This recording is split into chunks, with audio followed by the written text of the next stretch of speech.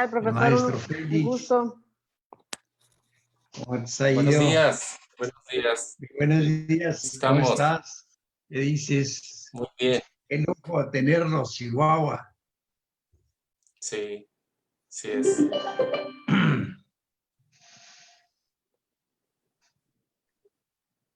Listo, ya vamos a dar inicio.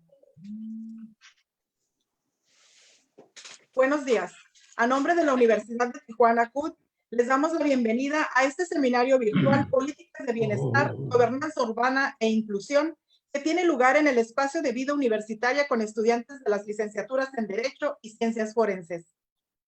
En esta ocasión nos acompañan el maestro Jesús Ruiz Barraza, rector de la Universidad de Tijuana, CUT.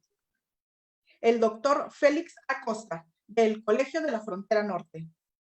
La doctora Zulia Orozco, consultora de Gobernanza y Planificación Urbana. Así como el doctor José María Ramos, profesor investigador del Colegio de la Frontera Norte. En este momento toma la palabra el maestro Jesús Ruiz Barraza para darnos un mensaje de bienvenida a este seminario virtual.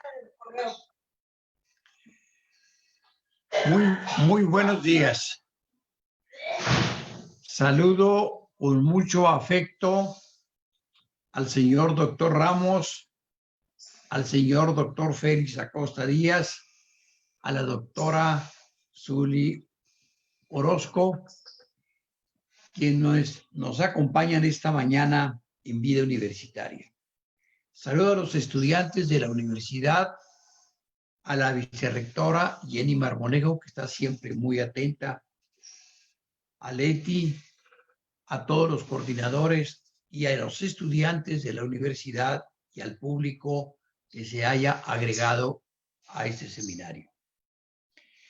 El tema de este día es bien importante. Es bien importante porque nos habla de políticas de bienestar, gobernanza urbana e inclusión.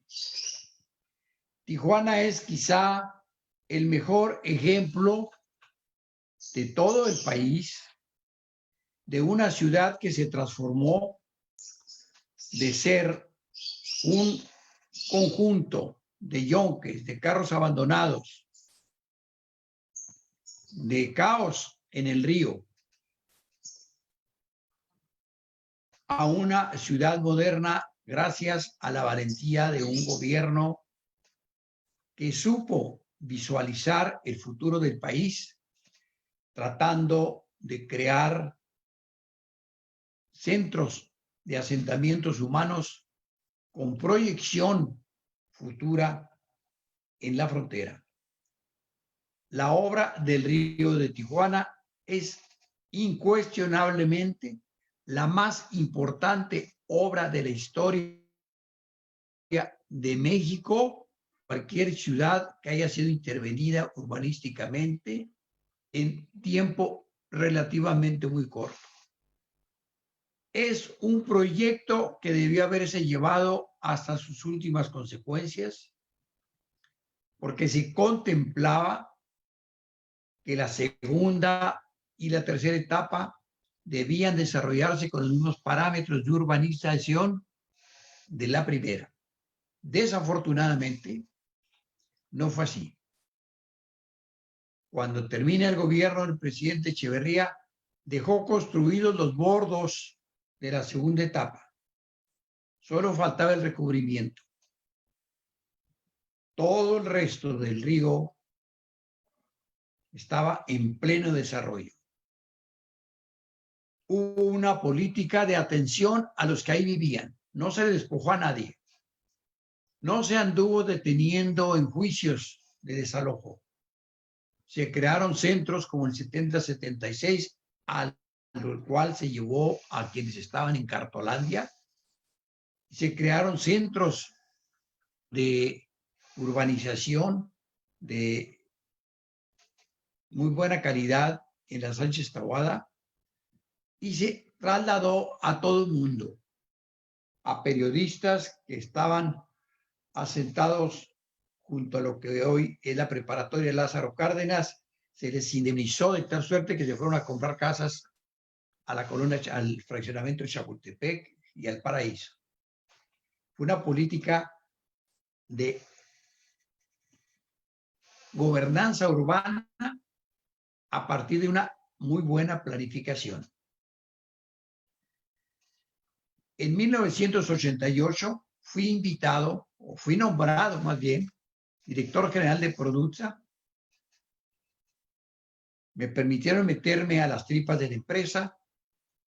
Encontré que había 15 millones de dólares y había una gran cantidad de millones de pesitos de los de Miguel de la Madrid, pero suficientes para emprender de inmediato el mismo programa de urbanización que se había implementado en la primera etapa. Lo planteé al señor gobernador, le pareció muy bien, se hicieron corridas financieras, hablé con los propietarios que tenían más o menos un título valedero, los convencí que le entraran al proyecto, porque en lugar de expropiar, hay que incluir a las personas. Hay que incluirlas en que tengan beneficios de negocio. Les garantizamos que recibirían el 25% de la superficie que ostentaban, debidamente urbanizada, y que tendría un valor 15 veces más que lo que valía su tierra. Pero el día que iba a tomar posesión,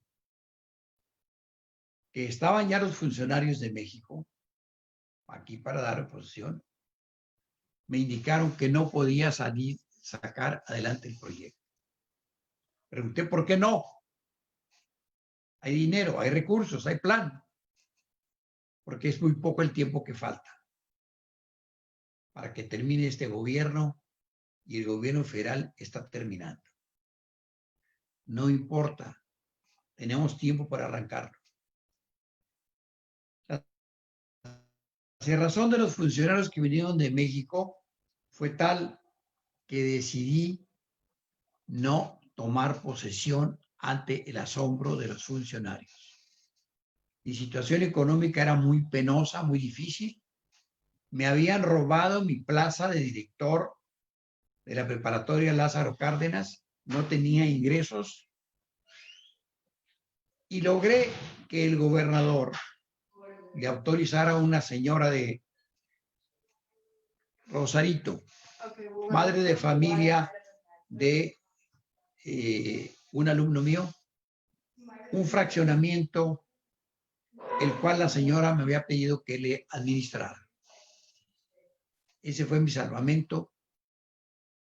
Eché a andar el fraccionamiento, gané la parte que me correspondía, me inauguré como desarrollador, y de las utilidades que tuve, que fueron mucho más de las que pensaba, pude comprar el edificio que era la planta baja de lo que ahora es el CUT en Tijuana.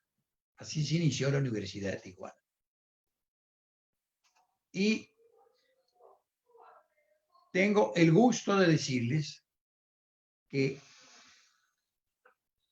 para transformar una ciudad tiene que haber disciplina. Que el programa de Tijuana era tan grande que incluyó 3 núcleos de éxito económico impresionantes. El Río de Tijuana, el Boulevard Industrial con la zona industrial, que también se traicionó, porque estaba planeado que toda la parte norte del Boulevard Industrial hasta la línea fueran puras empresas industriales, después de los campos que están por ahí y el parque. Se traicionó, se aprovechó las inundaciones del 77 y del 78 y se instalaron ahí una serie de personas por parte del gobierno de Roberto de la Madrid. Para colmo, un grupo de vivos invadió un predio y le puso el nombre Colonia Roberto de la Madrid, y él feliz, y se las concedió. Se trastocó el proyecto completamente. No debería estar padeciendo Tijuana los problemas que hoy tiene si se hubiese seguido puntualmente el proyecto de urbanización. Yo tengo el gusto de decirles que por 4 veces estuve encabezando las auscultaciones para ser el candidato a alcalde. Que fui invitado a ocupar la gubernatura del estado interina cuando el licenciado Leiva renunció. Que no acepté por cuestiones de tipo moral.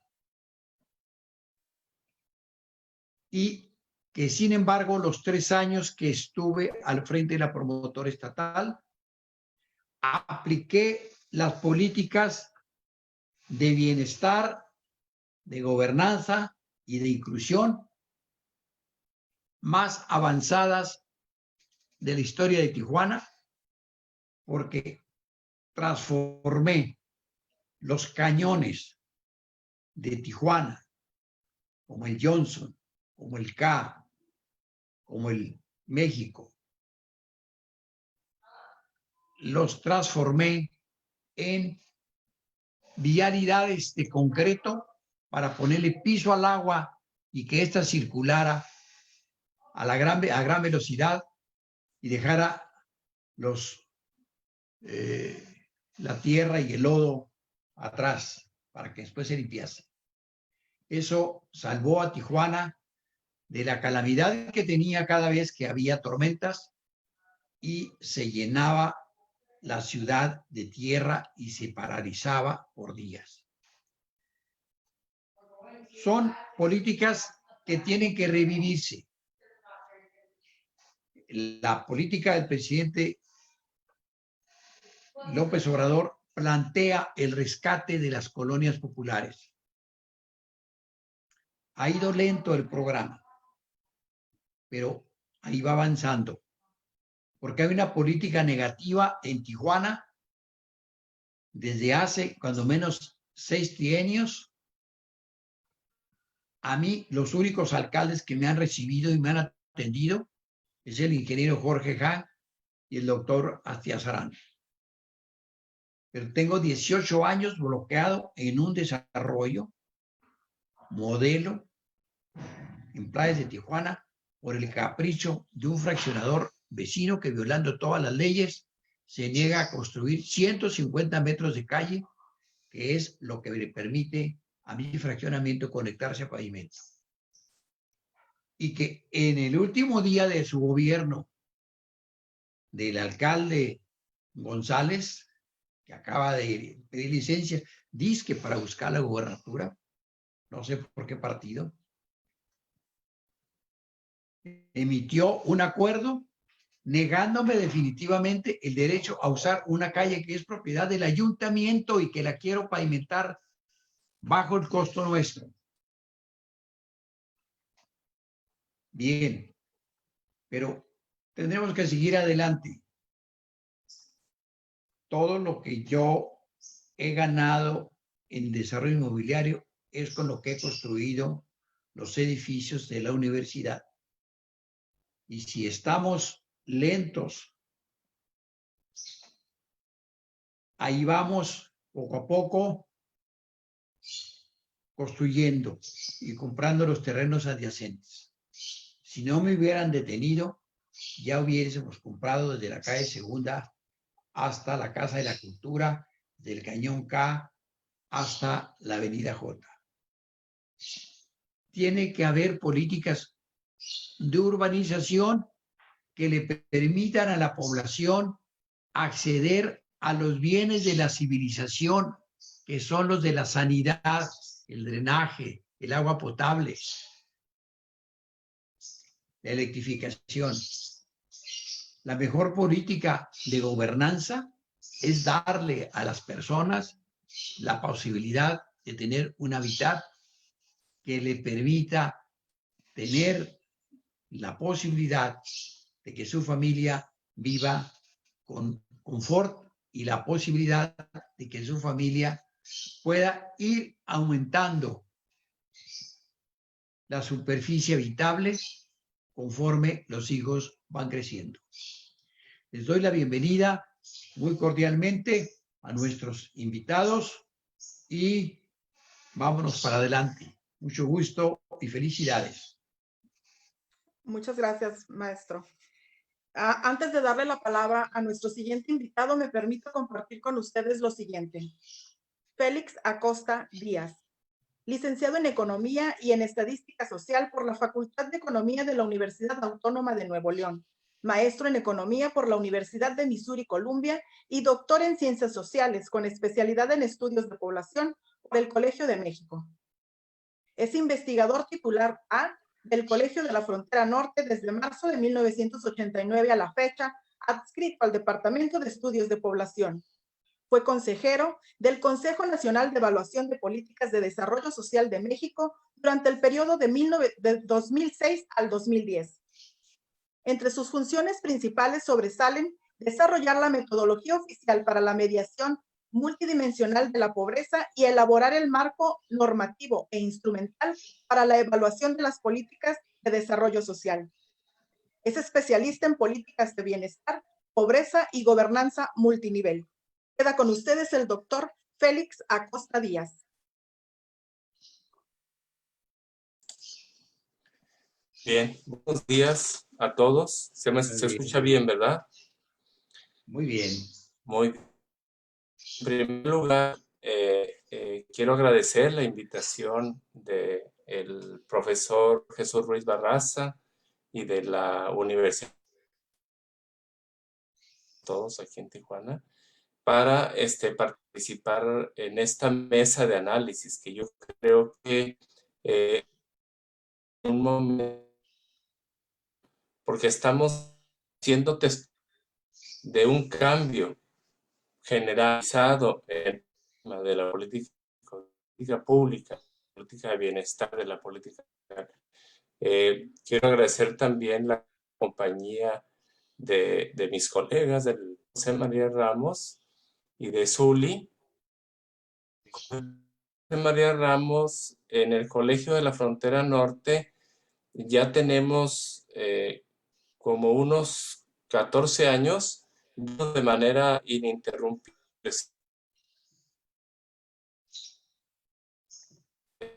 pública en México y lo hacemos cada 2 años y cada 2 años a mantener actualizada nuestra agenda, nuestro análisis, nuestra comprensión de lo que ha sido la política social en el caso mexicano. Entonces, yo aprovechando además este espacio, que es un espacio de la comunidad del CUT, pues quiero hacer como un breve repaso, porque creo que para entender lo que está pasando ahorita, el cambio, hay que como comprender los alcances, los límites, los resultados de un paradigma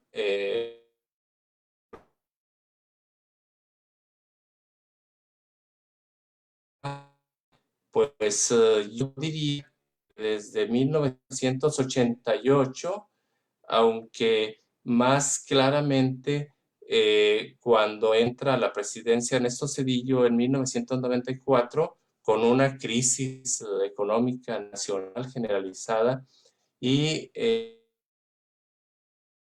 precisamente un programa insignia de esta etapa de la política social en México, que es el programa Progresa, como sabemos, y así se mantiene durante el tiempo, pues básicamente hasta 2018, cuando entra a la presidencia de la República el presidente Andrés Manuel López Obrador. El Raza cuando dice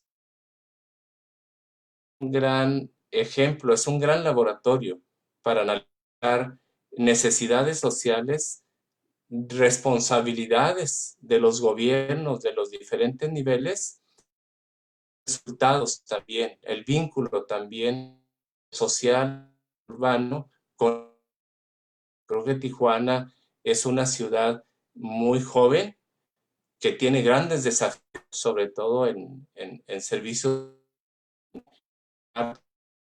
Jesús Ruiz, que tiene también un mercado de trabajo muy fuerte, que le da una fortaleza que no tienen muchas otras, y que se extiende más allá de Tijuana hacia de Baja California, y que hace precisamente que el estado en particular sean ciudades de destino de migración interna de varios estados del resto de la República Mexicana. Entonces, creo que para entender esta como urgencia de la gobernanza, ¿sí? Recordar que la gobernanza tiene mucho que ver con participación y tiene mucho que ver con mejorar sobre todo la eficacia, ¿sí? Entonces, creo que tiene razón el profesor Quidos. ¿Por qué? Porque en realidad cuando uno analiza, y dicen que siempre es bueno revisar el pasado para entender el presente, cuando uno analiza lo que pasó desde 1994 hasta 2018, pues uno entiende que era necesario impulsar un nuevo paradigma de política social que haga énfasis precisamente en lograr la participación, en hacer más efectiva la gobernanza en términos de resultados social, y sobre todo cambiar como el enfoque y reconocer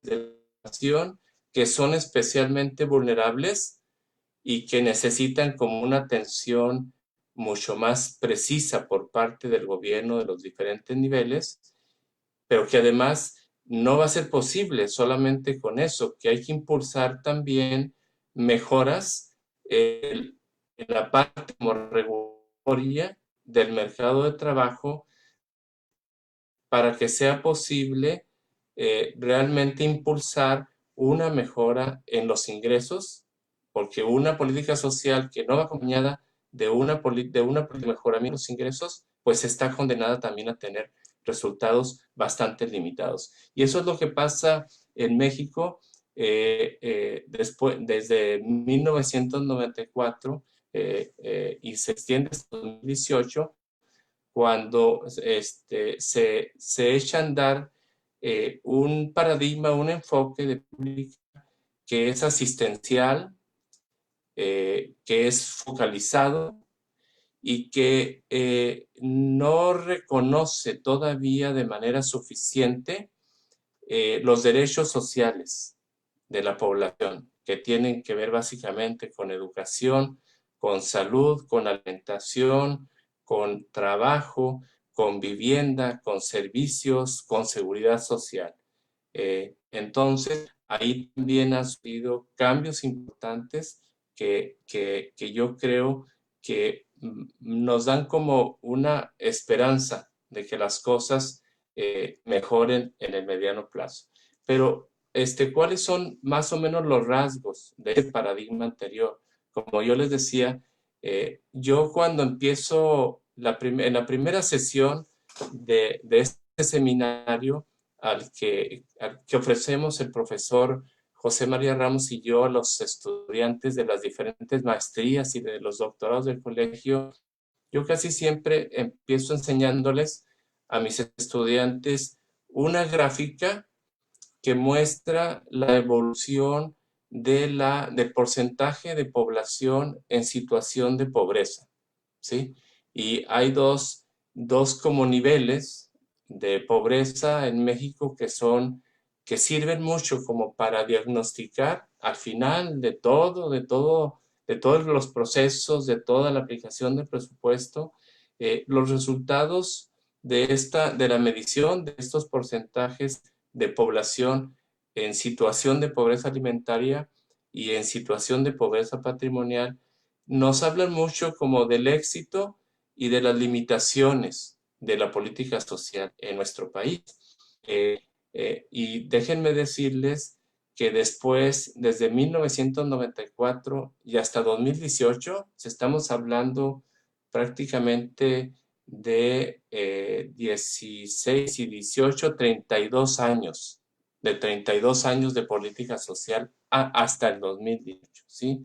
O sea, de 32 años de gastar una parte importantísima del presupuesto, pero en la que en realidad, si uno compara los niveles de pobreza en ese periodo, son prácticamente los mismos, ¿sí? O sea, la pobreza en 1994, la pobreza alimentaria era de 21.2% a nivel nacional, y la pobreza, el porcentaje de población en pobreza patrimonial era por ahí del 53%, ¿sí? Con la crisis del 94 hay un pico, hay un repunte de la pobreza que lleva a la pobreza patrimonial casi al 70% de la población, y a la pobreza alimentaria casi al 37.4% de la población. Y a partir de ahí hay un descenso más o menos sostenido en estos porcentajes hasta como 2006, porque hay que recordar que en 2007 también hay una crisis económica mundial que se genera en Estados Unidos y que tiene efectos en casi todos los países del mundo. Pero también hay una circunstancia que explica mucho este descenso más o menos sostenido desde el 96 hasta 2006, 2007 en el porcentaje de población en situación de pobreza, que tiene que ver con el precio del petróleo, ¿sí? Todos estos gobernantes, estamos hablando desde pasando por Fox, Calderón, y Peña Nieto hasta 2014, que es cuando se cae, se derrumba el precio del petróleo. El gobierno tienen en realidad una gran cantidad de recursos derivados. El precio del petróleo en ese periodo llegó a estar en los $130 por barril.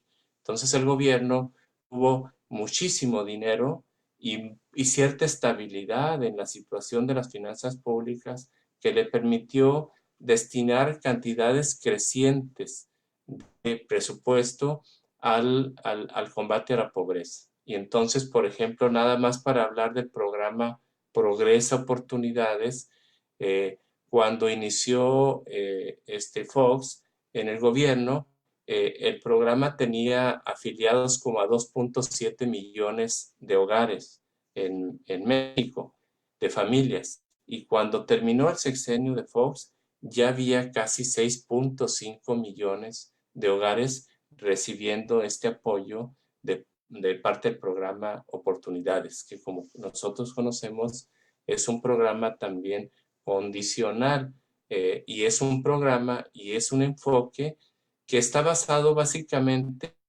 en la economía de Chicago, que pone énfasis como en que el papel del gobierno en la política a través de la social debe estar orientado al mejoramiento de capacidades, al mejoramiento del capital humano de las personas, que ellas por sí mismas entonces ya una vez que mejoraron sus capacidades, pues podrán entrar al mercado de trabajo y obtener de esa manera, consolidar ese mejoramiento en el que inició la política social. Pero lo que pasa en esos años también es que hay un abandono del mercado de trabajo. ¿Sí? El mercado de trabajo en realidad en 2011, por ejemplo, la Ley Federal del Trabajo que hace posible el outsourcing y que ancla otra vez en la parte del ingreso en situación de pobreza a una gran parte de los trabajadores y las trabajadoras en México. Entonces, sin embargo, en la parte normativa, ahí por 2000, a finales de 2004, se publica la Ley General de Desarrollo Social que eleva o que reconoce a nivel de ley estos derechos sociales de los que yo les hablo. Entonces, y además, la Ley General de Desarrollo Social en 2004, finales de 2004, crea una cosa que le llamaron el Sistema Nacional de Desarrollo Social, que era para los estudiosos de la gobernanza como el esquema ideal en el que debía ser pensada, implementada, discutida, llevada a cabo y evaluada inclusive la política de desarrollo social. El sistema crea una comisión intersecretarial para garantizar la transversalidad de la política de desarrollo social, un consejo consultivo de desarrollo social, crea la Contraloría Social para hacer posible la participación de las organizaciones de la sociedad civil en el seguimiento de los programas de política social, y crea también la ley y el sistema, el Coneval, que como lo dijeron ahorita, tuvo dos funciones desde el principio. Uno, desarrollar la metodología para la medición oficial de la pobreza en México, que se lleva a cabo cada 2 años. En México tenemos la encuesta de gasto de los hogares, a la que en el Coneval le pegamos un módulo al que le llamamos el mocoso, que en realidad es el módulo de condiciones socioeconómicas, y combinar la información de ingreso con la información de carencias sociales, porque la metodología desarrollada para el caso mexicano es una metodología multidimensional que toma en cuenta no solamente el ingreso, sino la carencia a una serie de derechos sociales que están en la Ley General de Desarrollo Social. Yo creo que de todas estas instituciones, y en general ese es como el resultado del análisis que hacemos. Creo que la gobernanza en realidad probó que es muy difícil de ser implementada en el gobierno federal, porque la Comisión Intersecretarial de Desarrollo Social, que se suponía, ¿sí?, que debían estar los secretarios, pues los secretarios no asistían, mandaban a directores de área. Entonces imagínense ustedes a una comisión intersecretarial que está diseñada para construir la conexión entre las diferentes dependencias del gobierno federal y aterrizar la política social para que ésta tenga eficacia. Pues resulta que se mandaba a esta instancia a funcionarios de menor nivel. Y así pasaba en general con el resto. Entonces, la gobernanza en realidad se enfrenta de manera casi sistemática y cotidiana al interior del gobierno con modos jerárquicos y autoritarios de gobernar, porque casi siempre, bueno, hay toda una ideología, la ideología weberiana, ¿no? Pero casi siempre a los funcionarios se les hace más sencillo desde su cabeza, ¿verdad?, actuar de manera jerárquica y autoritaria que actuar de manera de gobernanza. Entonces, en realidad, toda esta modificación en el marco legal y normativo para establecer por fin un sistema nacional de desarrollo social que reconozca que la política social debe ser transversal y debe ser integral, transversal porque debe involucrar a todas las dependencias del gobierno federal, y debe ser integral porque también debe trabajarse de manera coordinada con los gobiernos estatales y los gobiernos municipales, que tienen bien establecidos por la ley de coordinación fiscal, que está firmada por todos, como sus recursos, el acceso a los recursos y las atribuciones que tiene cada. Tiene mucho, está gran parte del mejoramiento urbano, ¿no? Y esa atribución y esa responsabilidad sube cuando entra el gobierno estatal y sube también cuando entra el gobierno federal. Entonces, digamos que el saldo de todos estos 30 y tantos años de política social asistencialista, ¿sí? Focalizada y con un enfoque que consideraba, yo recuerdo mucho en alguna reunión que tuvimos en Coneval, en el que alguien decía, pero ¿para qué se preocupan por medir el acceso de la población a los derechos sociales? Los derechos sociales está bien que existan, pero deben ser aspirados. Los individuos es bueno que aspiren, que deseen tener acceso a la educación, a la salud, a la alimentación, a una buena vivienda, a servicios en la vivienda, a la seguridad social, ¿verdad? Pero estos los debe proveer el mercado, ¿sí? Así es la teoría económica, así nos lo dijo un investigador de uno de los del CONACYT. Entonces dijo, está bien que los hayan puesto en la ley, ¿no? Pero los derechos sociales son totalmente aspiracionales. Entonces, eso refleja mucho como los límites, ¿sí? Cuando decimos que la política social es asistencial, es porque la cantidad de recursos que se destinan a política social está determinada por las disposiciones presupuestales. Si el gobierno, si se cae el precio del petróleo, el gobierno deja de tener dinero, pues el gobierno deja de la pobreza en todo el territorio, en los municipios, en los estados y a nivel nacional, ¿no?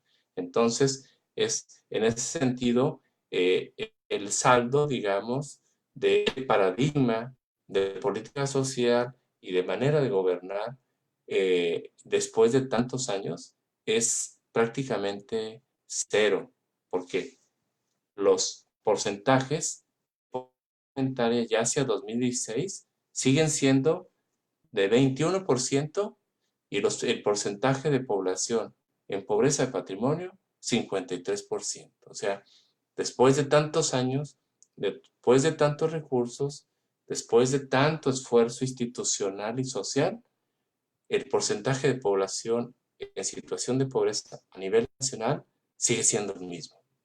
Entonces algo estaba pasando con esa política, no estaba funcionando.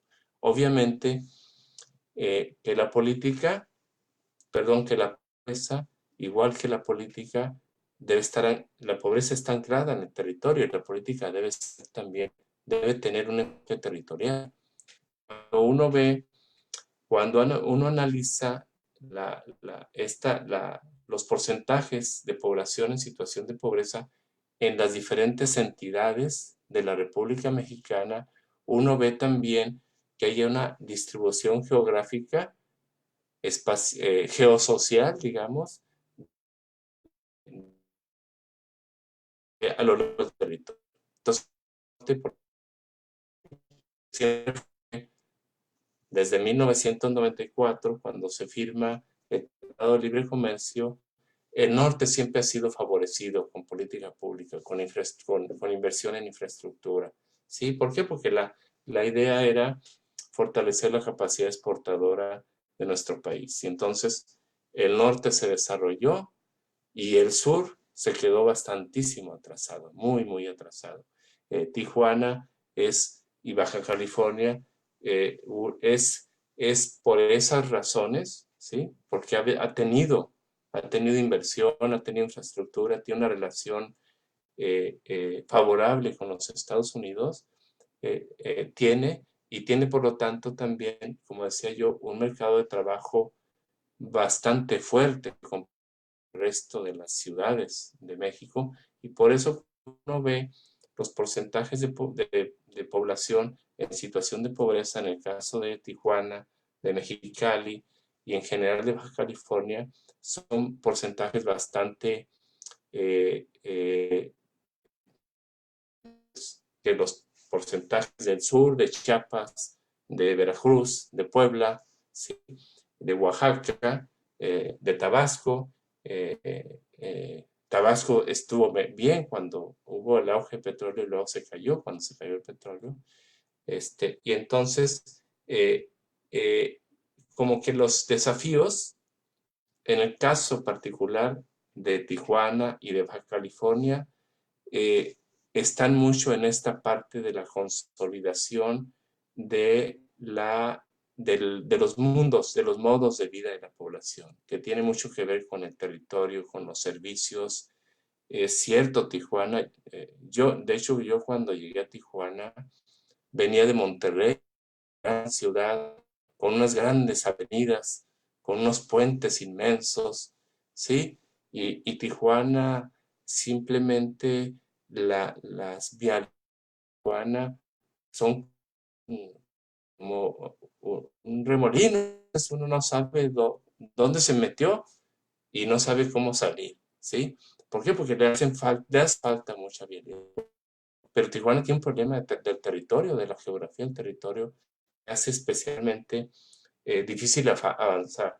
Entonces, creo que lo que está pasando ahorita con este cambio, otro rasgo que caracteriza a la política social y a la política pública en general en México durante estos años pasados, todos estos años pasados, es la gran dispersión de los programas sociales que tenía el gobierno, de los programas de política pública.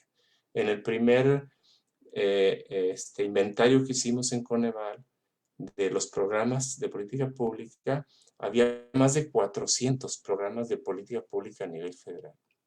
De estos 400 programas, solo 120 programas concentraban el 85% del gasto programable del gobierno. Entonces, prácticamente uno se podía deshacer del resto de los programas y no iba a pasar absolutamente nada, ¿sí? Pero todavía 125 programas son muchísimos, 120 programas son muchísimos. Entonces, en 2018, cuando entra el nuevo gobierno, seguramente revisaron las estadísticas de pobreza, porque nosotros somos muy afortunados en México. Nosotros en México podemos tener una medición de pobreza a nivel nacional y a nivel estatal cada 2 años. Entonces nosotros, los que nos dedicamos al análisis de la naturaleza y de los resultados de la política pública, podemos ver cada 2 años si está teniendo éxito o no, porque a partir de la metodología nacional para la pobreza, se pueden derivar como 32 indicadores de pobreza a nivel estatal y a nivel nacional. Entonces, es posible estar viendo si la acción del gobierno está siendo eficaz. Todavía una de las últimas reformas que se hizo, y precisamente para bajar el sistema de evaluación del desempeño de la política social hacia los municipios y los estados, se reformó un artículo de la Constitución Política que dice básicamente que los recursos que gasten las diferentes dependencias y niveles del gobierno en México deben ser administrados con honradez, con transparencia, con eficiencia y con eficacia. Entonces, yo creo que es fácil hacer como un juicio, ¿no? O sea, ni honradez, ni transparencia, eficiencia tal vez en algunos procesos administrativos, pero eficacia, cero. Entonces, obviamente, hay que hacer cosas y en ese proceso creo que está el gobierno. El gobierno lo que hizo fue compactar lo que tenía y dedicarse a básicamente casi 10 programas y darle a ese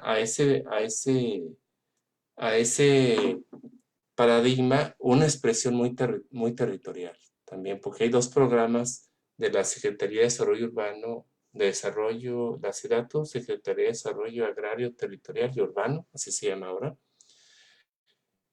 el programa de mejoramiento urbano y el programa de mejoramiento de la vivienda, que tienen que estar anclados en el territorio, ¿sí? Y que atienden a a dos como variables que después de este análisis que hacemos de los saldos, de los pendientes, son dos variables que deben ser atendidas de manera urgente y que permiten realmente y que exigen además eficacia y eficiencia en el uso de los recursos públicos. Y eso es lo que está pasando ahorita. Tenemos apenas poco tiempo con este paradigma. De hecho, hay que decirlo que la epidemia nos puso casi a todos como en una situación en la que las prioridades obviamente cambiaron, ¿sí? Pero creo que el gobierno no ha dejado de impulsar este nuevo paradigma en el que además, y con eso concluyo ya mi participación, en el que además se eleva a rango constitucional los programas del gobierno que están dedicados a atender ya no problemas públicos, que era el enfoque que tenía la política social neoliberal, sino a atender de manera urgente a poblaciones vulnerables, ¿sí? Adultos mayores, niños, jóvenes, desde primaria hasta la universidad, personas con discapacidad. O sea, ¿sí? O sea, son poblaciones que habían sido tradicionalmente invisibilizadas, ¿sí? Por el gobierno y por la sociedad. Entonces, el gobierno para mí está poniendo un énfasis en recuperar ciudadanía, en construir ciudadanía en todas estas poblaciones vulnerables que habían sido marginadas históricamente, ¿sí? De la acción del gobierno y de la acción social en general. Y otra cosa importante, que yo creo que ese es el gran desafío, y de hecho, alguien muy cercano a la Secretaría del Trabajo me lo dijo cuando iba a iniciar esta administración, me dijo, porque yo le mostré una gráfica en la que se veía cómo en estos años de los que yo estoy hablando, en todo este periodo, hubo una redistribución del pastel, del Producto Interno Bruto, de lo que se produce en México, de los trabajadores a los empresarios. Entonces, como que 18 puntos porcentuales que antes tenían los trabajadores adicionales en términos de distribución del Producto Interno Bruto, se fueron a parar a las manos de los empresarios. O sea, el modelo económico, el modelo social, fueron modelos concentradores del ingreso y fueron modelos que marginaron a una población mayor. Y me decía ese señor, me decía, oye, ¿tú crees que sea posible que Andrés Manuel López Obrador pueda elevar los salarios por decreto? Y le digo, no, por decreto nunca ha sido posible elevar los salarios en ningún país como este, ¿verdad? Y en ningún país en general, porque la economía tiene unas lógicas que es bien difícil de escapar a ellas.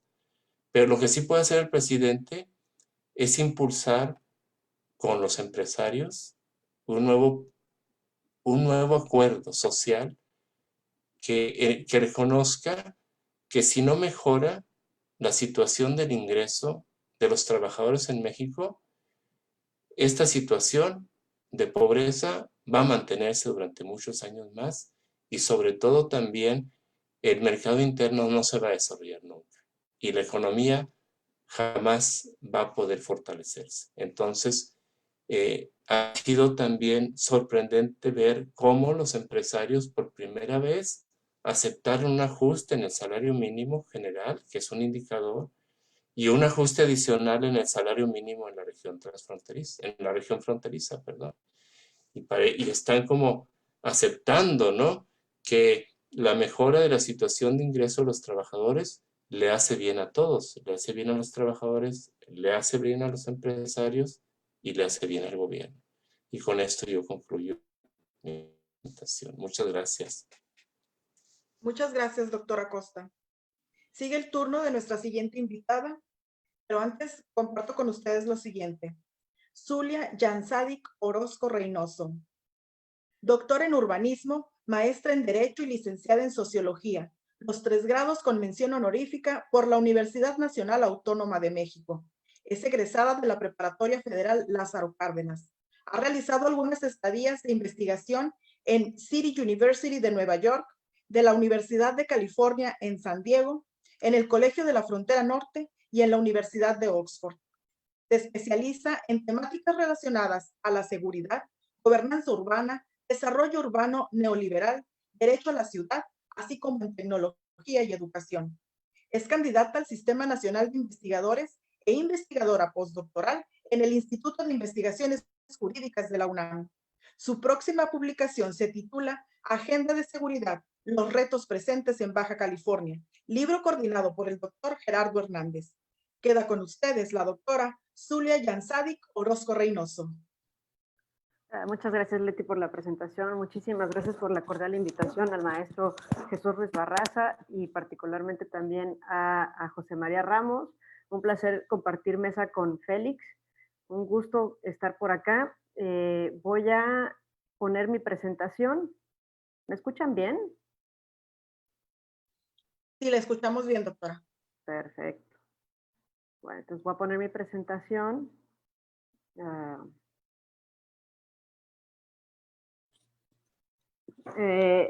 Todos estos temas que abordó el profesor Jesús Ruiz Barraza y también el profesor Félix Acosta se vinculan, o voy a tratar de vincularlos todavía más en esta presentación que se titula COVID-19 y los desafíos en la planificación urbana de Tijuana, México. Son algunas ideas. Sabemos que los resultados de la pandemia siguen avanzando y hasta ahorita los aprendizajes son incalculables. Vamos a tener que dejar pasar un poco de tiempo para pues analizar y justamente hacer un reconocimiento de lo que sucedió, ¿no?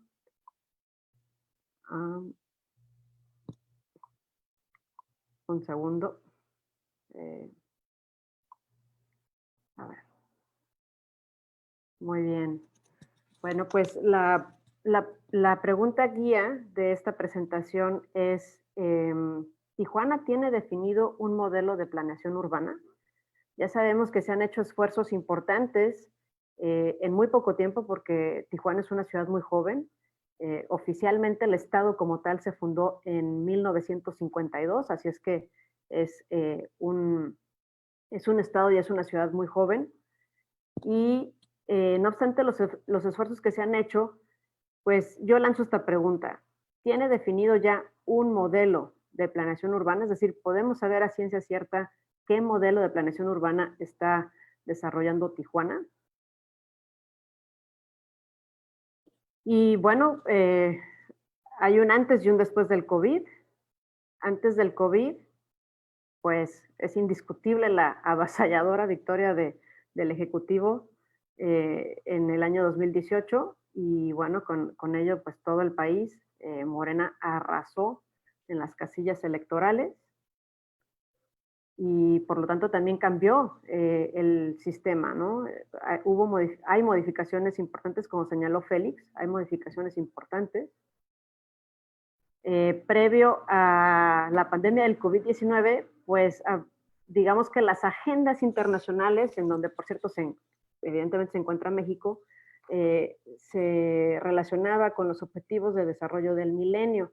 Digo se vinculaba o se vincula porque, pienso que las temporalidades o incluso los objetivos como tal, por ejemplo, el fin de la pobreza tal vez no se alcance para la Agenda 2030, y ahorita les voy a decir con un poco de más detalle por qué. Pero bueno, es tenerlo esto en el radar y ojalá se pueda alcanzar. Antes del COVID-19, el índice de desarrollo humano, ya estamos hablando del 17, a nivel nacional era del 0.774, es decir, la posición que ocupaba era la 74 de 189. En ese sentido, Chiapas era la entidad federativa con el menor índice, con 0.7, y la de mayor índice era la Ciudad de México, con 0.88. En el caso de Baja California, ocupaba el tercer lugar a nivel nacional. Sin embargo, hablando específicamente de Tijuana, el índice, como ustedes pueden ver, pues no era de los más altos. si bien nos encontraban los más bajos, pues bueno, para ser una ciudad en el norte del país, con una economía pujante y como señalaba Félix, pues con un tema de desarrollo ahí latente, pues evidentemente los logros no fueron tan manipulables, ¿no? No se aprecia aquí en el índice. Transparencia Internacional también lanzó o lanza recurrentemente un índice de percepción de corrupción. En el año 2019, México ocupó la posición 131 de 180 y se desplazó solamente una posición digamos, del año anterior. Y en el caso de Baja California, particularmente el INEGI en el año 2015, es decir, varios años atrás de la pandemia, 9 de cada 10 bajacalifornianos tenían la percepción sobre frecuentes situaciones de corrupción en el estado. Y bueno, por allá hay algunas demandas, ¿no? En cuanto a percepción sobre la seguridad pública a nivel nacional, fue del 78.9%, es decir, 8 de cada 10 mexicanos se sentía relativamente seguro, y en el caso de Baja California, pues 6 de cada 10. Sin embargo, en los momentos más hostiles, que fue el año 2018, si no me equivoco, no cambia mucho esta percepción, baja al 50 y tantos %, es decir, 1 de cada 2 baja californianos. Entonces, pues hasta cierto punto es cuestionable esta estadística, ¿no? Miren la foto de Tijuana, todavía había toreo. Bueno, yo me quedo con este índice que lo elaboró ONU Habitat, perdón. Es el índice básico de las ciudades prósperas. Es un índice muy completo, es una herramienta muy poderosa que justamente la voy a tratar de vincular con el índice de desarrollo humano de Baja California, de Tijuana, que no era muy elevado, era del punto 771 puntos. En este índice, particularmente basado en la información acumulada del municipio, según ONU Habitat, en infraestructura y desarrollo, Tijuana, hasta hace 2 años, previo a la pandemia, tenía 57 puntos de 100, es decir, un poco más de la mitad, ¿no? En el tema de gobernanza y legislación urbana, que es un tema fundamental en cualquier ciudad moderna, democrática, acumuló 59 puntos de 100. Voy a bajar al siguiente escalón y dice calidad de vida, 58 puntos de 100. Sostenibilidad ambiental, llegamos a 34 puntos sobre 100, es muy bajo. Entonces aquí la pregunta es por qué, digamos, el tema de la equidad y la inclusión llegó a 72 puntos sobre 100, si finalmente el índice de desarrollo humano no es elevado, y aquí nos están diciendo que la gobernanza es a la mitad, llega a la mitad de lo posible, de lo factible, la infraestructura por igual, y en el tema ambiental estamos pues muy rezagados. Entonces, aquí el tema de fondo es el derecho que tenemos como ciudadanos a la ciudad, a ser ciudad, a tener estos espacios de convivencia y de poder apropiarlos para nuestro usufructo. Pero bueno, independientemente de los indicadores, nosotros como tijuanenses sabemos que Tijuana tiene lastimosamente recurrentes, si no es que permanentes, crisis. Entre ellas, con esto trato de vincularlo con lo que ya decía Félix, el tema de la inseguridad. Tijuana básicamente tiene 25 años con índices muy altos de violencia y prácticamente 30 años que no podemos bajar los números como estaban hasta en la década de los 80, cuando todavía había paz en la ciudad. 30 años han pasado desde que todo esto empezó. Sabemos que está el tema del crimen organizado, pues por su ubicación geográfica, pero aún así, el año pasado, 2019, que no fue el año más violento, se realizaron 44,000 delitos en Tijuana, y hasta lo que va del año, en septiembre, es decir, todavía faltan 3 meses más, van cerca de 30,000 delitos que se estiman para este año. También otra crisis recurrente que tenemos es la población en situación de calle, ya sea por su condición migrante, por desplazados, por deportados, por apátridas. El tema es que por décadas el Estado no ha tenido la capacidad de dar asistencia a esta población y reinstalarlos en la sociedad. No ha tenido esa capacidad. En cuanto al consumo de drogas, sabemos todos que esto se pone cada vez peor. Ahora, en las edades todavía más cortas, niños de primaria ya están, se han detectado con el tema del consumo de drogas. Otra crisis que igual sabemos de esta desde hace al menos 20 años es la escasez de la energía eléctrica o la electricidad y también de agua potable. La regularización de los autos motores, no nada más como les llaman chocolates, aquellos que tienen placas norteamericanas, sino también los nacionales, que esto se remite a un tema de voluntad política y bueno, de resolver, porque esto justamente evitaría o sería más fácil detectar también muchos otros delitos, ¿no? También, como decía el profesor Jesús Barraza, hay un déficit de infraestructura escolar. Tengo entendido que incluso Baja California está pagando a chicos para que accedan a las preparatorias, pero lo mismo ocurre, por ejemplo, en guarderías. Simplemente hay un déficit de infraestructura. Lo mismo ocurre con la recolección y disposición de basura. Tan es así que el condado de Imperial Beach pues ya nos demandó, ¿no? Ya es un tema ahí que se está cocinando, es un tema complicado, el tema de la basura por la canalización, que justamente se vinculan muchas temáticas aquí con el tema del canal, ¿no? Y pues yo le puse entre comillas un inexistente, porque, o sea, sí hay un sistema de transporte, pero mejor dicho, hay un clúster de transporte colectivo, pero es inexistente como tal porque no es eficiente, es costoso, no es ecológico y se pueden hacer muchísimas mejoras a este tema que incluso el municipio pudiese aprovechar muchísimo mejor estos ingresos. Entonces, esa es otra de las crisis recurrentes que invitan al ciudadano o a la sociedad tijuanense pues acceder al transporte privado y por lo tanto generar otros problemas como el que es el tráfico vial. Y respecto al desarrollo urbano, pues hay un proceso sostenido de gentrificación básicamente del oeste al este. El crecimiento ahora de Tijuana va a ser hacia el sureste.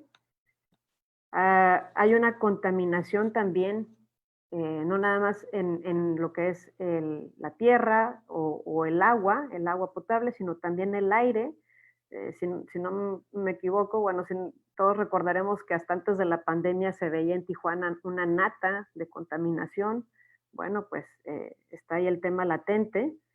La escasez de áreas verdes, de parques y otras áreas pues, de dispersión. Como ya les comentaba, el tráfico vial y los elevadísimos costos de vida que no coinciden con las personas que necesariamente viven acá, ¿no? Que trabajan en la maquila o que tienen otro tipo de trabajo, es muy costoso. Por ejemplo, la imagen que tienen ustedes aquí, que se aprecia la renta de una casa, pues la casita es modesta, en una colonia modesta y está en $450, previo a la pandemia, ¿no? Y bueno, pues a partir de marzo llegó esta historia, bueno, esta noticia de la pandemia, que pensábamos que iba a ser una especie de tsunami porque pues no nada más tiene que ver con el tema de sanitario, sino que tiene que ver con un tema económico, con un tema político.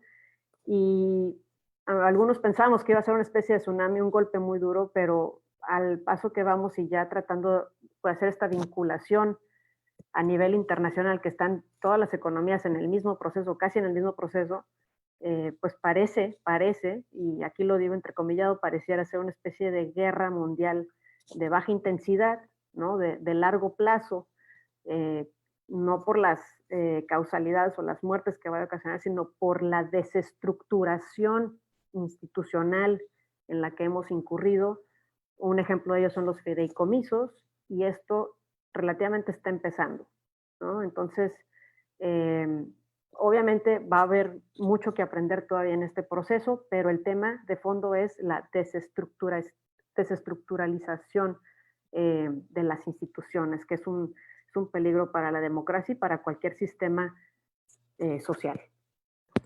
En ese sentido, la CEPAL nos invita, ya Marcelo Ebrard, el canciller, incluso ha estado en estos temas trabajándolos, y bueno, la CEPAL en particular nos invita a construir un nuevo, y subrayo un nuevo futuro, porque el que tenemos, como bien decía Félix, pues las estadísticas, no hubiera pasado nada así, ¿no? Nos invita, con este nuevo futuro, nos invita a buscar una igualdad y una sostenibilidad, y con esta capacidad de resiliencia que tenemos necesariamente la humanidad, pues tomar un impulso y hacer esto posible, ¿no? En ese sentido, el PIB que se espera en el país, en México, para este año es de menos 10.5, de acuerdo al Fondo Monetario Internacional se espera ese PIB, y me parece que es el Banco Mundial que señala que puede ser de menos 9%, ¿no? Y para el siguiente año va a haber una mejora significativa que puede ser entre el 3.3% y el 3%.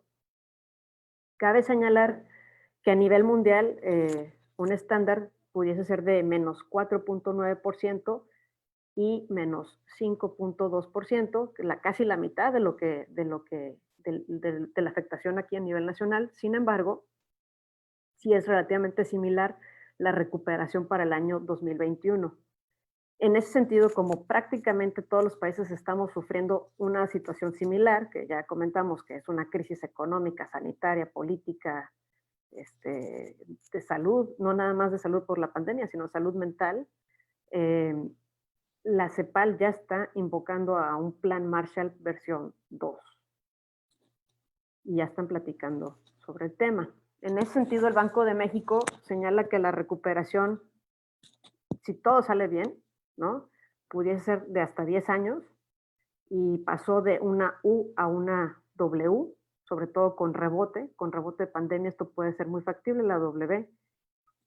Y decía Lircea Bárcena en alguna entrevista que dio que, bueno, pues las estadísticas básicamente nos regresan económicamente a los años 90, como decía Félix. En ese sentido, la pregunta es cómo se observa Tijuana, la Tijuana de la época post-COVID a sí misma, ¿no? Y la pregunta es, ¿se observa como una ciudad de vanguardia, una ciudad segura, una ciudad inteligente, como una ciudad verde, o se observa como una ciudad industrial, cuyos planificadores no contemplan suficientes áreas verdes, así como un extensivo equipamiento cultural, sanitario y recreativo? Esto justamente con el tema que sacaba el profesor Jesús Barraza. Entonces, ¿cómo se observa? Tras esta pandemia la hemos vivido de distintas formas, pero si algo queda claro es que el tema de las áreas verdes y de las viviendas con espacios de descompresión, por llamarle de alguna forma, es importantísimo para la salud mental de las familias. Y bueno, los retos de una ciudad post-COVID, que aplica para el caso de Tijuana, pero también se puede aplicar para muchas otras, en el caso de México. En este sentido se refiere a, pues, buenos semáforos inteligentes para disminuir el tráfico vial, que está ahí, simplemente que no hemos salido, pero el día que esto regrese a su normalidad, ya sea en 1 o 2 años más, pues bueno, el tráfico va a estar ahí. Entonces, tenemos este espacio justamente para hacer la reconversión o la reestructuración. En cuanto a la movilidad, pues también pensar en generar 0 emisiones, por ejemplo, el uso de la bicicleta, que hasta ahorita no la podemos utilizar en Tijuana por un tema de seguridad, literalmente que no nos arrojen, pues es un tema que queda pendiente, ¿no? Y que sí se puede utilizar tal vez de una colonia a otra, no necesariamente en largos trayectos. También nos hacen falta bases de datos con urgencia, bases de datos actualizadas y públicas en temas urbanos. sería óptimo destinar una mayor inversión y espacio al equipamiento. El equipamiento, pues obviamente aquí van hospitales, escuelas, parques, museos, tanto públicos como privados. La realidad es que en la planeación de la ciudad, el espacio dedicado para áreas verdes y para equipamiento es muy pobre. Y todavía más cuando se trata del este de la ciudad. Todavía en el oeste se encuentra un poco de estas características, pero en el este de la ciudad es muy, muy pobre.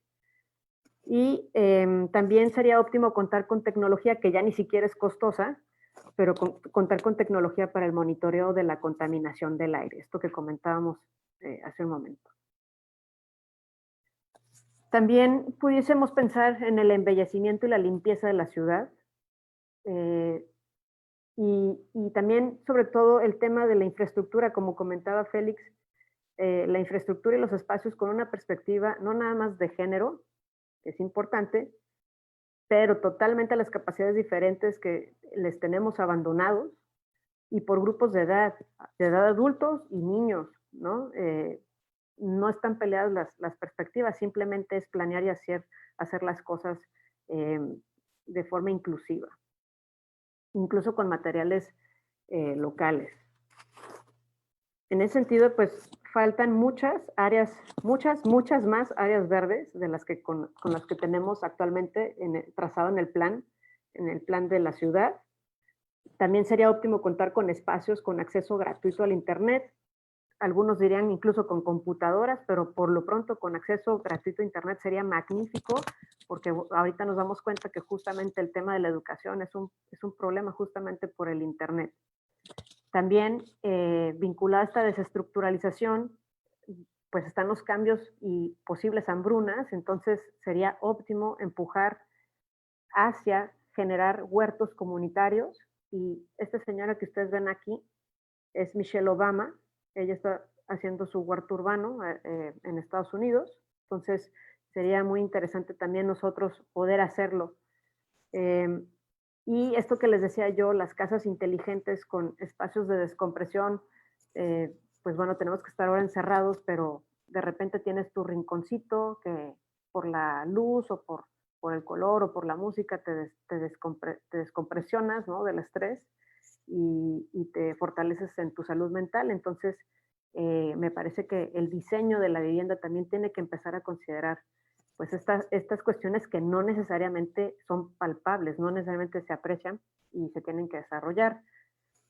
También hemos aprendido que la energía solar es muy importante, sobre todo por ahora con los cortes, y como va a haber crisis económica, pues bueno, la energía solar conlleva otros problemas, ¿no? Perdón, el no contar con energía conlleva otros problemas, ¿no?, como es la escasez de agua.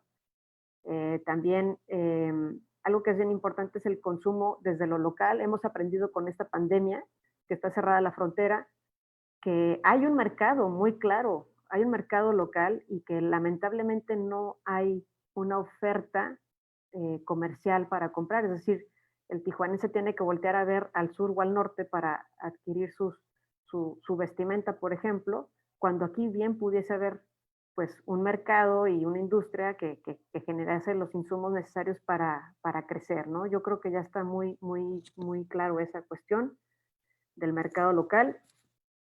Y esta es una imagen muy bonita de una escuela, creo que es en los años 30 en Estados Unidos, que también estaba una pandemia, y nos enseña a que no nada más tenemos que ver por el mantenimiento y cuidado de la infraestructura educativa, sino también a ser más abiertos literalmente y innovar en la infraestructura de la educación. Estos son unos niños de primaria. Bueno, pues algunas conclusiones preliminares, porque esto todavía el problema continúa y obviamente hay muchísima más información. Pues es tomarnos en serio la participación cada quien de la planeación de la ciudad.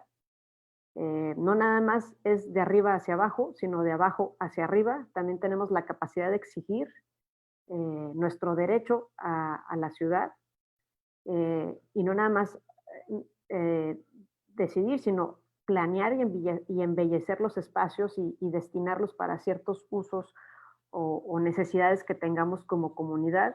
Me parece importantísimo. Este es uno de los aprendizajes que nos ha obligado, tras parar en seco, pues nos ha obligado a justamente a repensar eso, ¿no? ¿Qué es lo que, cómo queremos vivir en esta ciudad, ¿no? Y en ese sentido, pues trazar y trabajar el modelo de la ciudad que deseamos vivir, obviamente con mayor calidad de vida. Definitivamente este es un momento histórico que nos obligó a pausar y pensar las formas en las que vivimos, cómo nos educamos, cómo consumimos, cómo nos distraemos y cultivamos, cómo nos curamos. Y la pandemia tarde que temprano se terminará. Es un hecho, tarde que temprano la pandemia se va a acabar, ¿no? Pero nosotros, la pregunta es, ¿seguiremos con nuestras añejas crisis? Y aún así, con estas crisis, porque obviamente son muchas las que están abiertas, ¿cómo vislumbraremos a Tijuana en un futuro, en una futura crisis? ¿Estará lista, por ejemplo, para disminuir esas brechas de desigualdad? ¿Contará con agua durante las crisis? ¿No? Una crisis pandémica y no contar con agua para lavarte las manos, pues catastrófico, ¿no? Pero es un tema de planeación y de finanzas públicas. Entonces la pregunta que yo aquí les hago es si todos queremos vivir en una ciudad industrial, gentrificadora, sin áreas verdes, ni equipamiento urbano suficiente. En ese sentido, pues, ¿cuál es el modelo de planeación urbana que sigue Tijuana? Bueno, pues, con esto cierro mi presentación. Muchas gracias. Y voy a cerrar aquí, ¿verdad? A ver, voy a dejar de stop share. Muchas gracias, doctora. A ustedes. Enseguida toma la palabra el doctor José María Ramos, profesor del Colegio de la Frontera Norte, para comentar sobre las opiniones expresadas por nuestros invitados en este seminario. Muchas gracias. Algunas dos participaciones muy importantes. Por una parte, la del doctor Acosta, donde hace un análisis resumido de lo que ha sido la política de materia de bienestar y desarrollo social en México en los últimos 30 años, en donde sus conclusiones fundamentales han sido, entre otras, las siguientes. Por una parte, cómo se ha incrementado el presupuesto en ese periodo, sobre todo a raíz de la importancia que ha tenido el petróleo, que ha permitido fortalecer la infraestructura, incrementar los diferentes programas que ha habido en materia de progresa, en materia de bienestar, entre otros. Las dudas o dilemas que nos plantea la presentación van en el sentido de que resulta paradójico bastantes ingresos derivados del petróleo. Sin embargo, los niveles de bienestar, si bien en algunos años crecieron, pero desde el punto de vista estructural se mantiene una problemática en la materia. En otras palabras, se han incrementado los problemas de desigualdades sociales en el transcurso de los últimos años. Esto sin duda alguna plantea un gran reto y ese es parte de lo que la nueva administración ha estado planteando, ¿no? Darle mayor atención al problema de los pobres y sobre todo a raíz de la creación de diferentes programas. De esa perspectiva, el gran desafío de la política pública va a ser que en un contexto en donde se han incrementado los problemas sociales, hay escasos recursos presupuestarios, corrupción agudos. ¿Cuáles son los retos en esta materia? Sin duda alguna, el papel de la gobernanza financiera y la gobernanza para el desarrollo es fundamental en esa coyuntura. En el caso de la doctora Orozco, nos hace ver esta vertiente, pero a nivel del caso de Tijuana, que pues está considerada contradictoriamente a raíz de los últimos también 30 años, una ciudad donde la industria maquiladora creció, se generó todo un modelo, digamos, de crecimiento, más no de desarrollo local y regional, y que empoderó y que fortaleció las cadenas de valor con Estados Unidos, pero que contradictoriamente no generó desarrollo, sino que generó una serie de problemas de desigualdades sociales.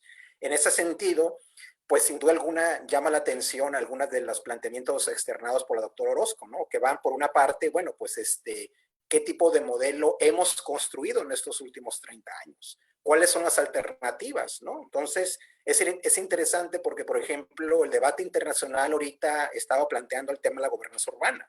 y la gobernanza urbana en América Latina hay experiencias muy interesantes, por ejemplo, el modelo de Medellín, que hasta cierto punto se compararía con el caso de Tijuana, a excepción de la frontera, pero que tiene todo un modelo inclusivo de gobernanza urbana, inclusivo, resiliente. Incluso Medellín trabajó los objetivos de Hábitat 3 y por lo tanto creo que es uno de los ejemplos más exitosos. Por otra parte, nos plantea el modelo de estas ciudades inteligentes, ¿no?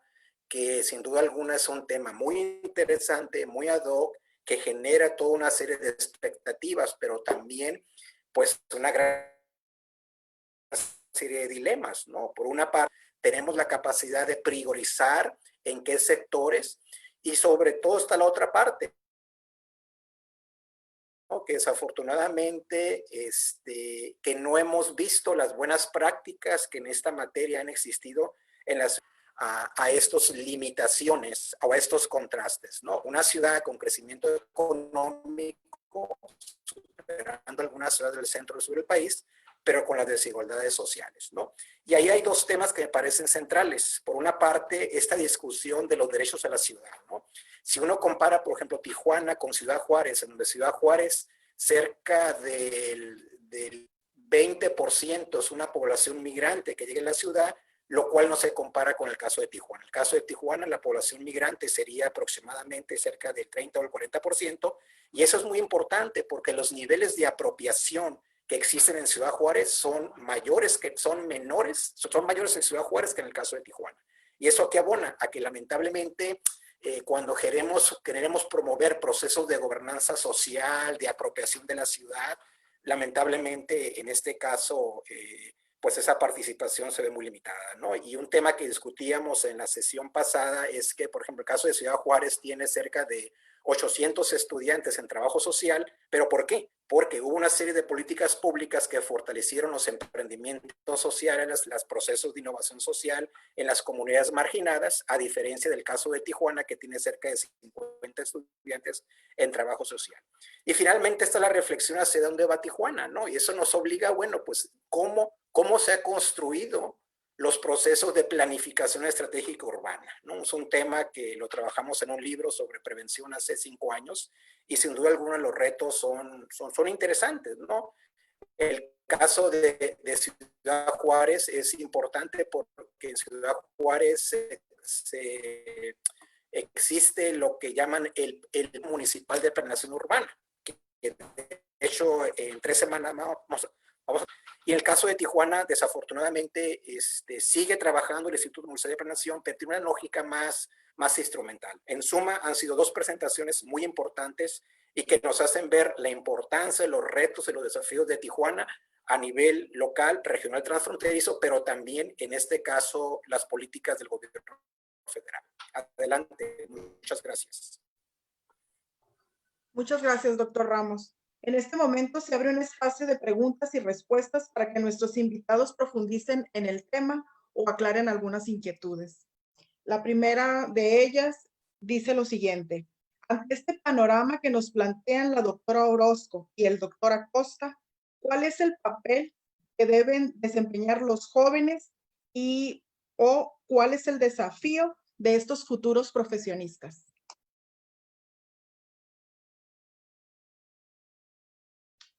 No sé quién de los dos quiere iniciar. ¿El doctor Acosta? Doctora Acosta, ¿te gusta pasar o...? Nada más el micrófono. Adelante, Zuli. Si quieres primero y luego yo. Muy bien. Bueno, el rol de los jóvenes es muy importante, ha demostrado ser muy importante, junto con el uso de la tecnología, las aplicaciones ha sido fundamental y la pandemia lo ha todavía fortalecido o ha empujado esta apertura de brecha entre el uso de la tecnología y el no uso de la tecnología, ¿no? Entonces, en ese sentido, los jóvenes tienen una responsabilidad hasta cierto punto histórica, ¿no? Porque son aquellos mecanismos que pudiesen implementar la tecnología y empezar un cambio de paradigma, literalmente, en la educación incluso, ¿no? Pero en la cuestión más práctica, además de sus de participar, digamos, en votaciones, en las elecciones, pienso que están en una brecha de cambio muy, muy fuerte, que todavía no se dibuja como tal. Tenemos que esperar a ver un par de años, a ver cómo se pone esta situación económica, pero sin duda es la fuerza del cambio que va a necesitar la ciudad, incluso a diferencia, por ejemplo, de personas con más experiencia, ¿no? ¿Por qué? Porque se viene una carga muy fuerte para ellos. Y el tema educativo también es muy interesante cómo justamente por estar trabajando a la distancia, por estar con la educación a distancia, se han disparado el uso de aplicaciones muy importantes con inteligencia artificial, en donde, por ejemplo, los contenidos que un niño promedio que veía en sexto año de primaria o que veía en quinto año de primaria, pues ya los ve en edades muchísimo más cortas, ¿no? Y entonces están revolucionando literalmente el conocimiento y innovando, que es lo más importante, ¿no? Perdiéndole el miedo a ver qué es lo que pueden hacer y moldear, digamos, con estas materias que se llaman STEAM, ¿no? Que te permite jugar con lo que estás haciendo y bueno, pues a partir de ahí experimentar con la ciudad, pues, en fin, si le doy la palabra al doctor Acosta.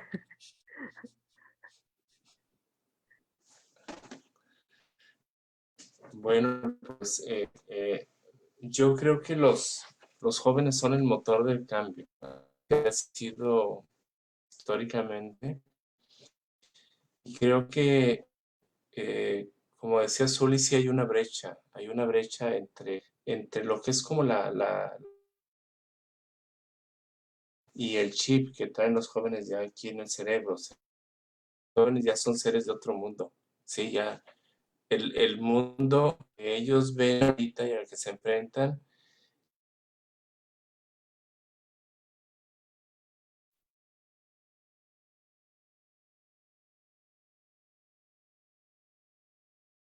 todos los profesores que ya estamos grandes, ¿no?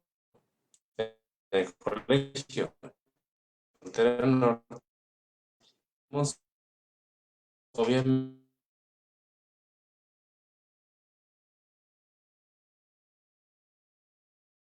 empezó esto y empezamos a ser necesario introducir y aprender nuevas tecnologías. Danza virtual iban un paso adelante de nosotros, así de manera aleatoria algunos jóvenes y me dicen, oye, y les digo, oye, ¿tú extrañas la parte presencial? Y me dicen, pues no, realmente no. O sea, yo podría seguir así el resto de mi carrera. Entonces, yo creo que por ahí se abren como hay que imaginar nuevas combinaciones de lo presencial y lo virtual, y creo que en la educación, en preparatoria, en licenciatura, inclusive en posgrado, que es el caso de nosotros en el Colegio de la Frontera Norte, deberá modificarse porque en realidad hay un chorro de cosas que se pueden aprovechar de educación virtual, y del uso de tecnología. Estoy imaginando, por ejemplo, el caso de nuestra biblioteca en el Colegio de la Frontera Norte. Siempre ha sido una biblioteca pequeñita. Yo me acuerdo que cuando yo llegué al colegio a 20 años, me hice cargo de la Dirección General de Docencia. La biblioteca del colegio era física y estaba en un pisito chiquito. Y yo venía de estudiar el doctorado en el Colegio de México, en el que la biblioteca tiene 4 pisos y hay miles de ejemplares. ¿Sí? Y además se presume que la biblioteca del Colegio de México era la biblioteca más grande de ciencias sociales en América Latina. Cuando yo llegué aquí a Tijuana y vi la biblioteca del colegio, casi me da un infarto. Y dije, pero ¿cómo va a ser posible enseñarles a los estudiantes con una biblioteca de tamaño, ¿no? Entonces, bueno, en realidad los maestros desarrollábamos toda a los estudiantes la bibliografía de los cursos.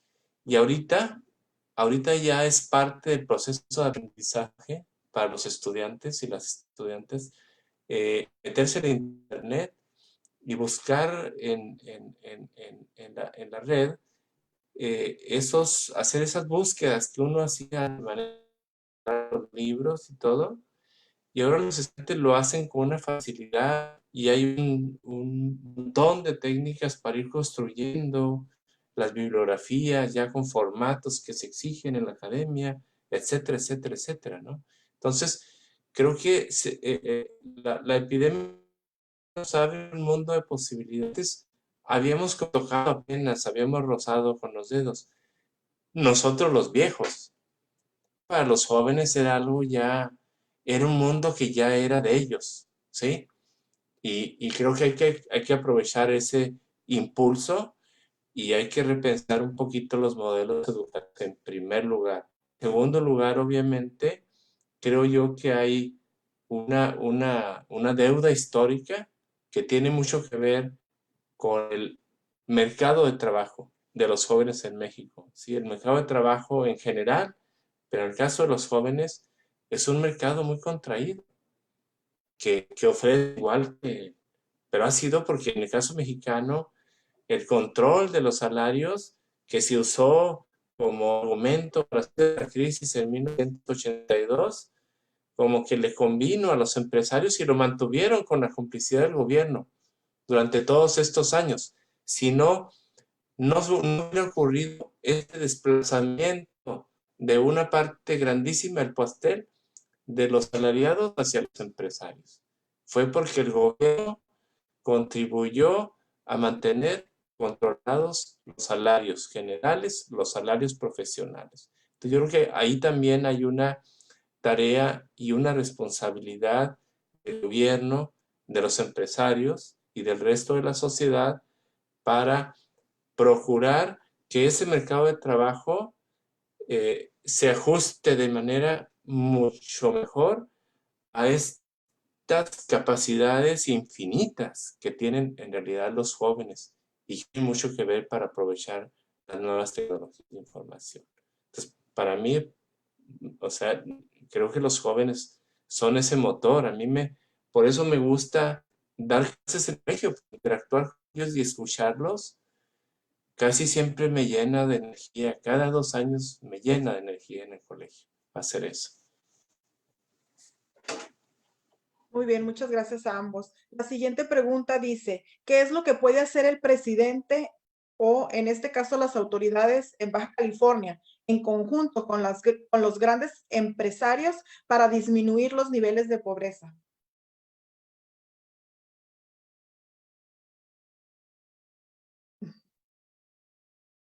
Con el doctor Acosta. Muy bien. Sí, hace poquito decía yo que la nueva política social tiene que ser en de gobernanza, ¿sí? Tiene que ser una responsabilidad de los sociales del gobierno, porque el gobierno no puede solo, ¿sí? Para que el gobierno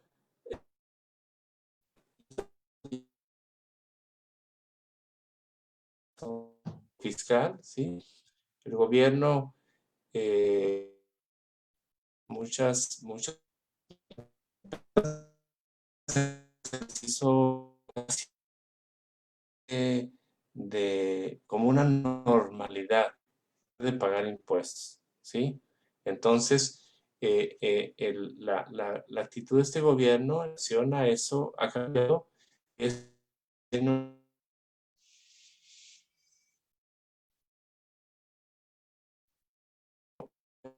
La parte inclusive de mejoramiento urbano de la ciudad. O sea, yo imagino un plan, un sistema de planeación urbana en Tijuana que no incorpore a los empresarios. y que no incorpore recursos que ofrecen los empresarios. O sea, el mejoramiento de la disposición de residuos, de los drenajes pluviales, de las cuencas, de los ríos, no puede ser posible sin la participación social. Entonces, yo creo también que eso es realmente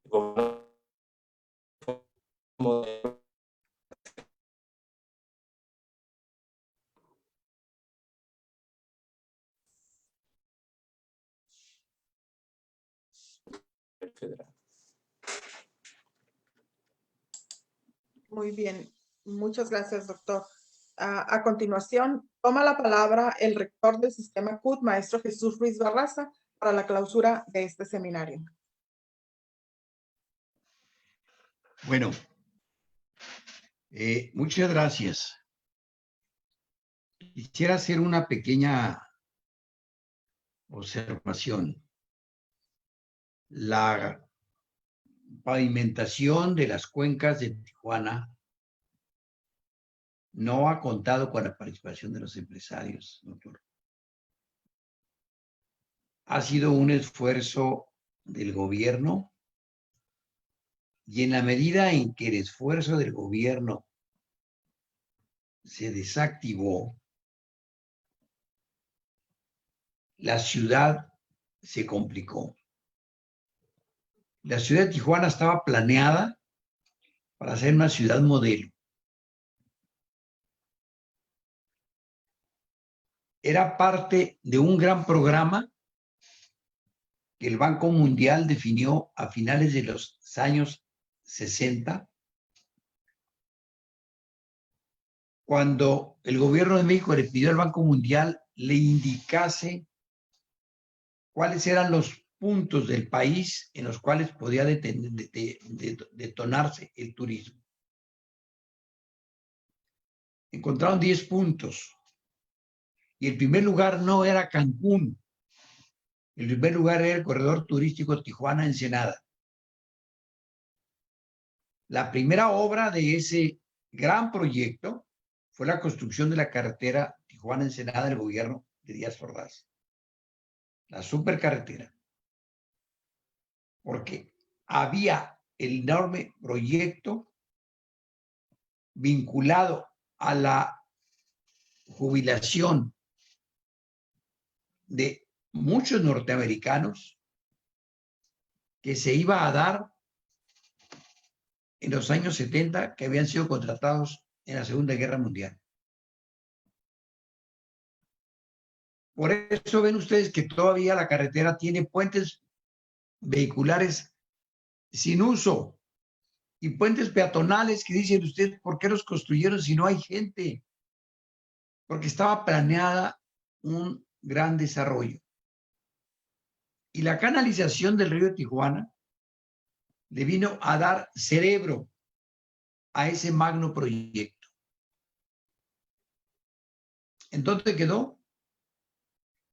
quedó abandonado por una razón esencial. Porque no se previó que la Constitución prohíbe la enajenación de bienes inmuebles en una franja de 100 kilómetros de la frontera. Y en el gobierno del 70-76 se instrumentaron los fideicomisos para la creación, para el poblamiento orientado principalmente a la frontera de Tijuana y el corredor Tijuana-Ensenada.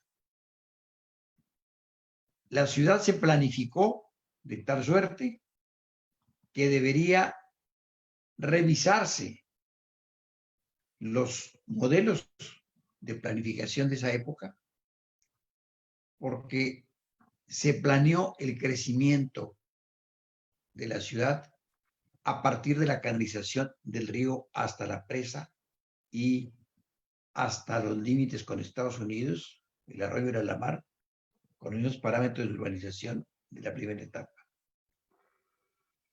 y se derivó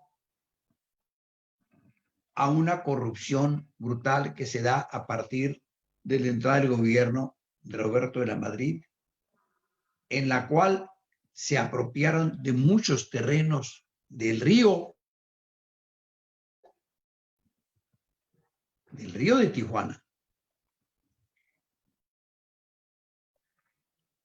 Políticos de esa época. Y siguieron apropiando de terrenos políticos de las siguientes épocas. No hay un sector empresarial potente en Tijuana. No lo existe.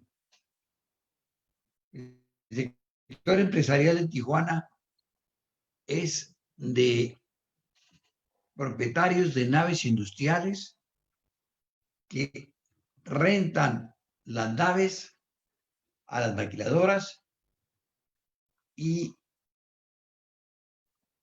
viven tranquilamente en Estados Unidos. Es un problema de desarrollo muy serio, pero también de idiosincrasia muy severo.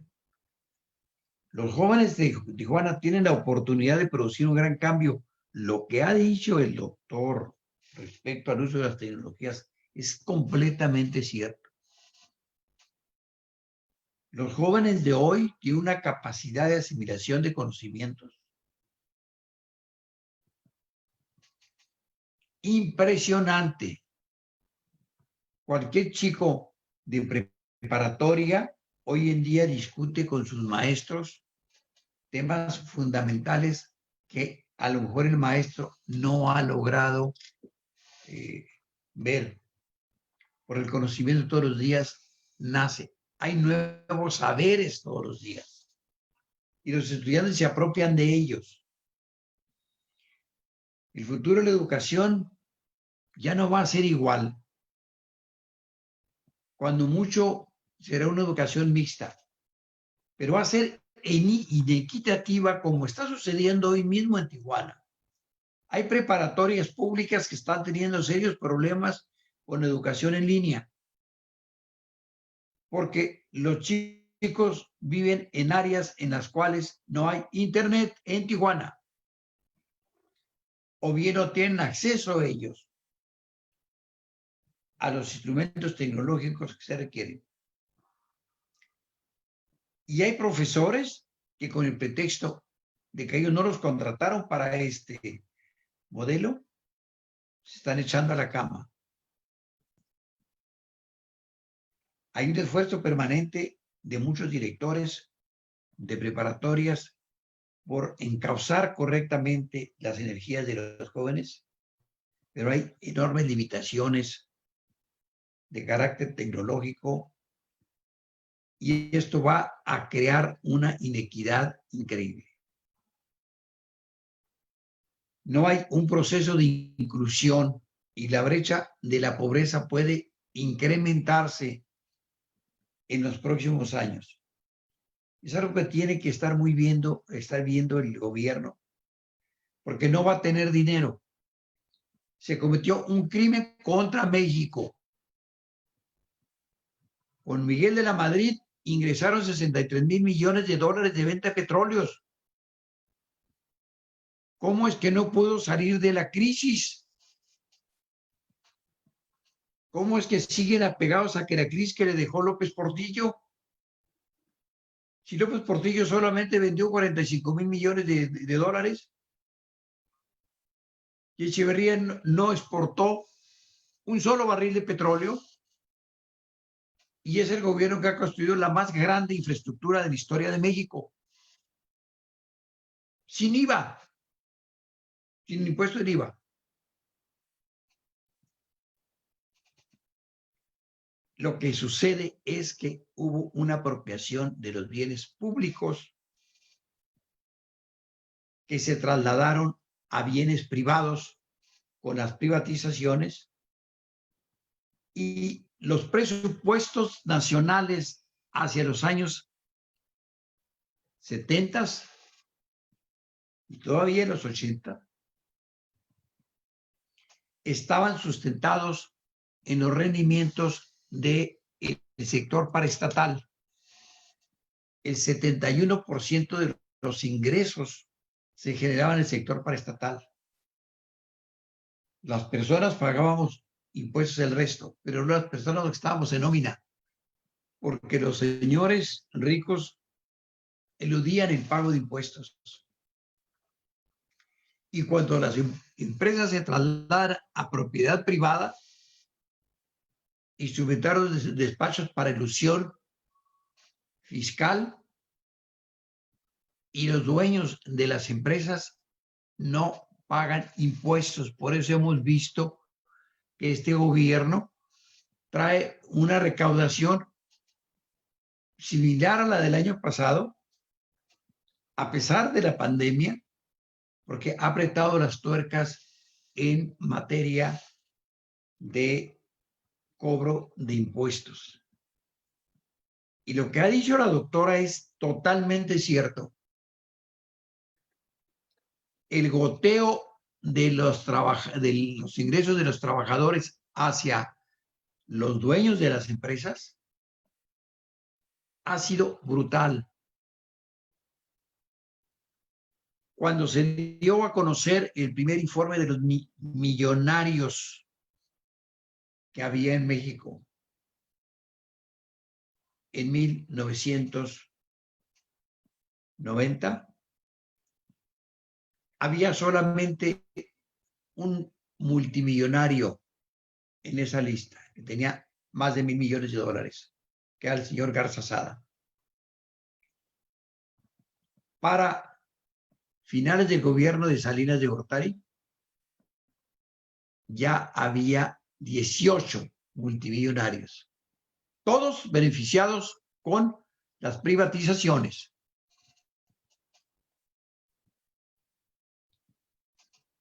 Ese es el gran problema que tiene el país y que tiene que resolver. Y los jóvenes tienen que conocer la historia de México,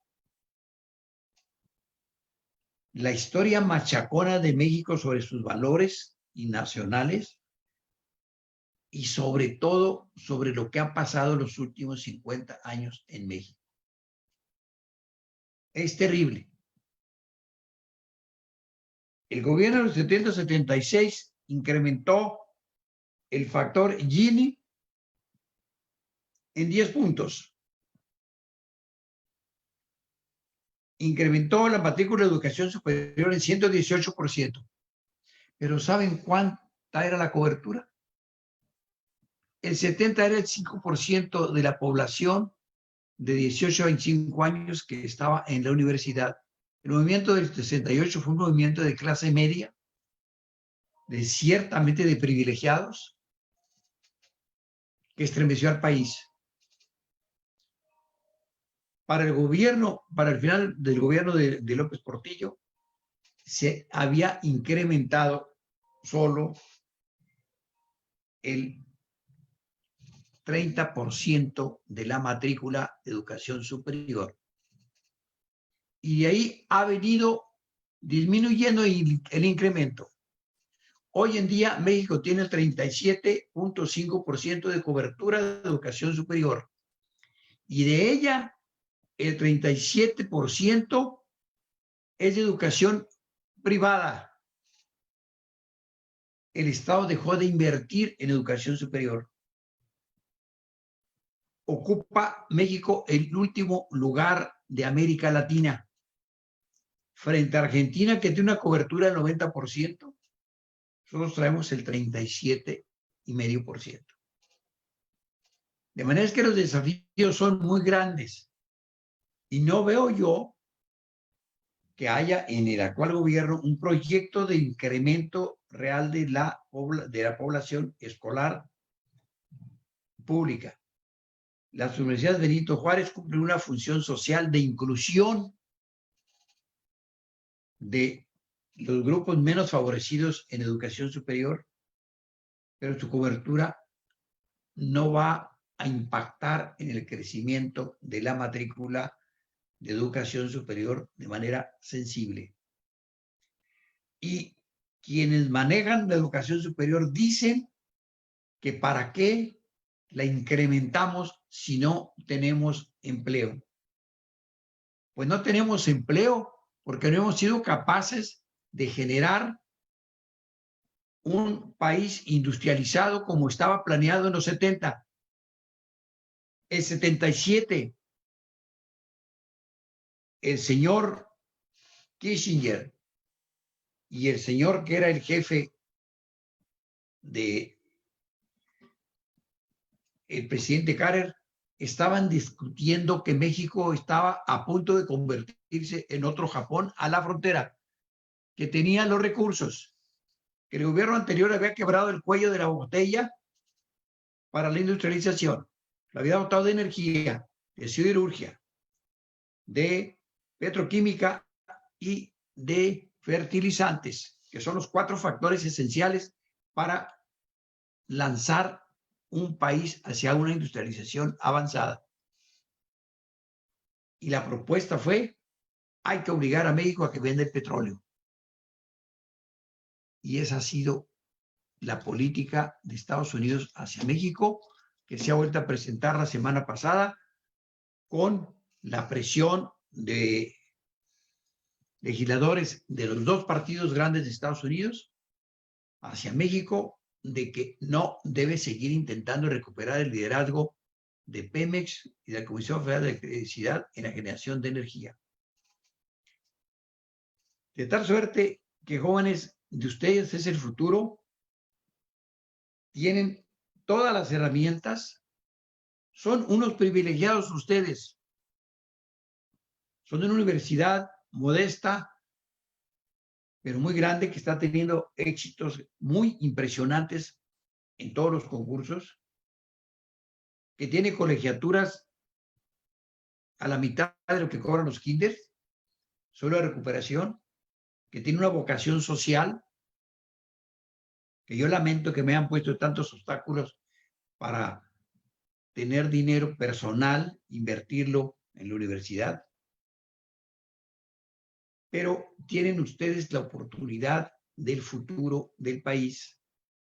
Láncense a conquistarlo, porque es suyo el futuro y tienen la oportunidad de construirlo.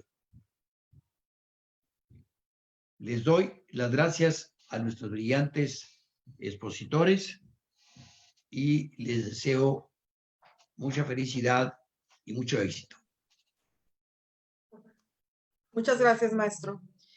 Con este mensaje de nuestro rector, despedimos este seminario, no sin antes reiterarles nuestro agradecimiento a nuestros invitados especiales. Muchas gracias, doctora Costa, doctora Orozco, doctor Ramos. También nuestro agradecimiento a las personas que nos acompañaron hasta el final de esta transmisión. Muy buen día para todos y todas. Muchas gracias. Gracias, encantado. Un placer.